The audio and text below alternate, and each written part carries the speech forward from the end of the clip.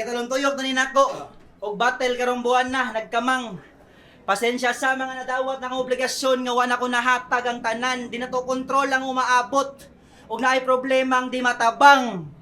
Nanako sa tubangan ni mo Kinlord yung nagagsamad, pero mas gigil na nagpalaban niya. Sokdo na to, kinsay mas deserving. O kung dapat ba dyan mo champion. Padungga may nindot nga anggel, ayan ang gisuka na imo pang kanon. Ipakita imong kamaayo. Labo kang experience na ko sa Raptol. Di na mapaong iyahang kayo na gidag-ag super typhoon malipay panig mag-uwan. Kaya lagi way klase mahitabo. Lahi nga klase ning imong dangatan ug imuhang makita ron. Ug kung magbase yun tas dangatan, wadyo damhang ma-deja vu. Di na Madam Ralios imong kaatubang ken, di na ni mailad pod. Gusto to guro na yung yus grado diri ay dineskwelahan na. Gusto jud mo pasar. Ug muhangiyo kanila ikay mo daog pasabot ana presyo nako kay mahal. Wa koy santuhon ani nga bracket tanan musugat dasmaga nang sa unang giingon nimong Lawrence.